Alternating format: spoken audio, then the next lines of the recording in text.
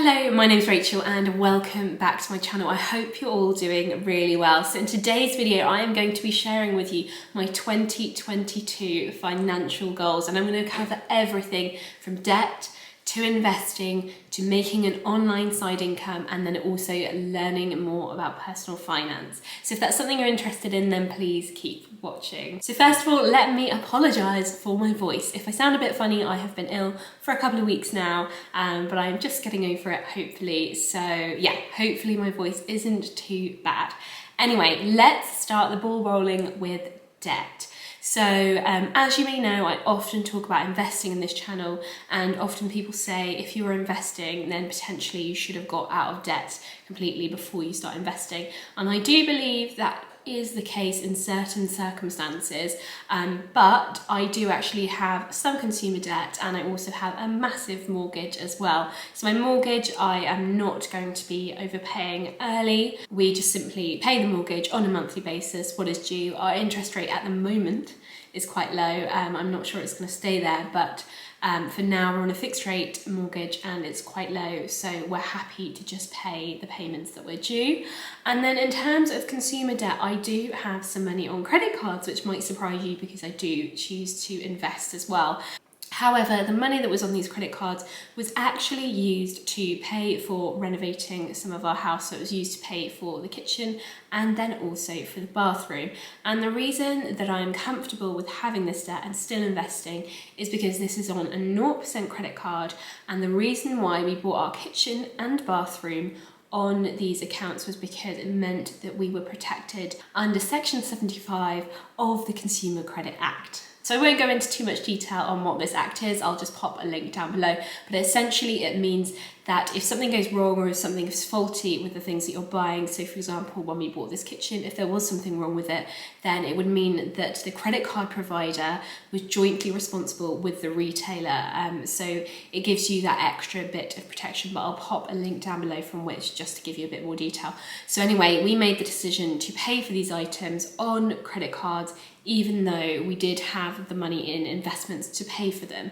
However, we decided to leave the money in investments because we had them on 0% credit cards and had a plan to pay them off from income rather than having to take that money out of investments. And for me personally, investing is always a kind of long-term thing, 5 years or more, and I preferred to leave that money there invested and then simply to pay off these credit cards before we had to start paying interest for them. So the plan is still to pay them off in their 0% period. So that means that I have to pay off around about £300 a month every single month, so about £3,600 this year onto credit cards to pay off the kitchen. I do think with credit cards, if you ever do decide to pay for quite a big purchase with them to get the advantage of having that Section 75 protection, it's always really good to have a plan in place to make sure that you're paying them off before the 0% interest period ends, which is what we are doing. And now talking through the investments portion, which is the most exciting bit.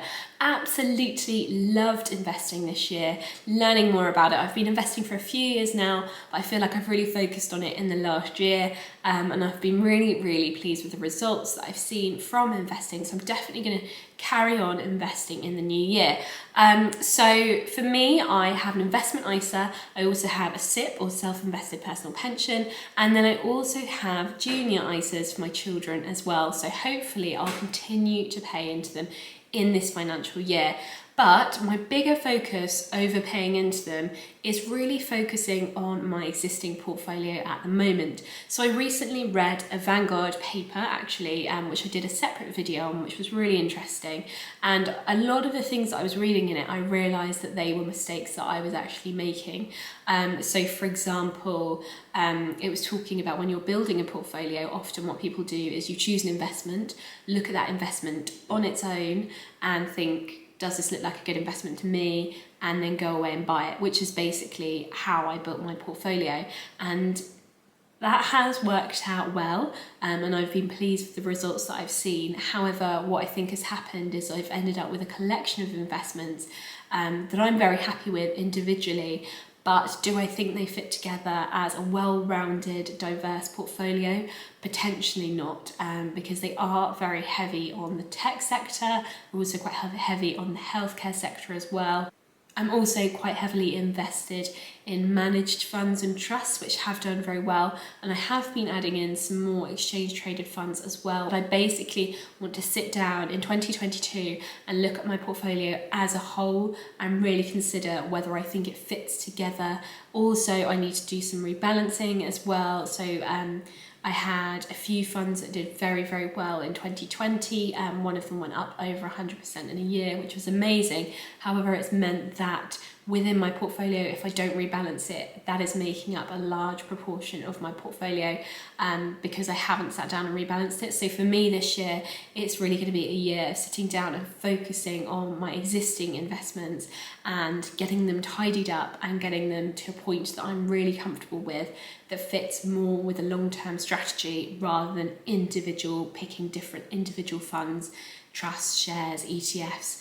I want to have a more holistic approach, I guess, to investing.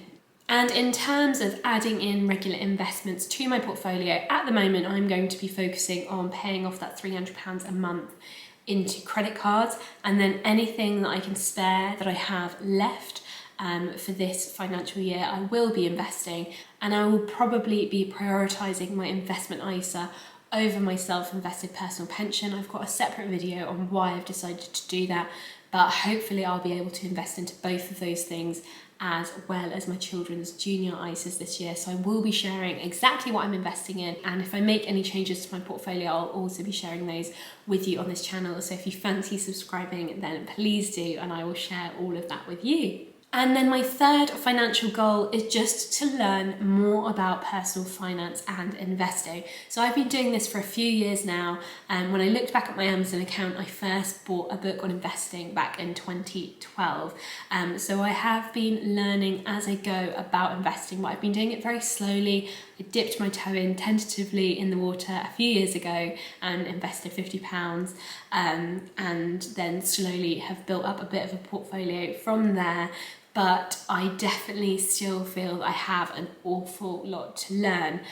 So in this next financial year, I plan to hopefully do an investing qualification, which I'll share some more details on that if you're interested. And then also I have learnt so much from so many personal finance and investing books that I've read already that have made me feel much more comfortable, particularly when the market is volatile. So I want to keep reading investing and personal finance books as well. So I plan hopefully in 2022 to read around one a month, so 12 finance related books or personal finance related books next year. But I am going to focus on sharing what I'm learning from these investing books as well. So I'll probably pop some reviews on the different investing books that I read in the next financial year. So if anyone has any recommendations of books that you think I should be reading that I perhaps haven't, then please do leave them in the comments down below, because I would love to hear what you're reading. I actually put a video together on the top investing books that I've read so far, which I'll link here if you're interested. But I think that I've learned so much from books, and it's a way that I like to take in information, and also reading things like I read the Investors Chronicle and then also Money Week, which has got loads of really good information. But in terms of the bigger picture, I really like to sit down and read a book, and that is a way that I take in information quite well, I think. So yeah, definitely going to be doing more of that in 2022. And then the final thing that I would really like to do in 2022 is start to make some form of online income. So by the end of 2022, I would like to be making somewhere between £500 and £1,000 a month in online income on the side. I would be so pleased if I could get there. So that is my goal for 2022. We shall see if it is possible. And I wanted to take this opportunity to say thank you so very much for watching these videos this year.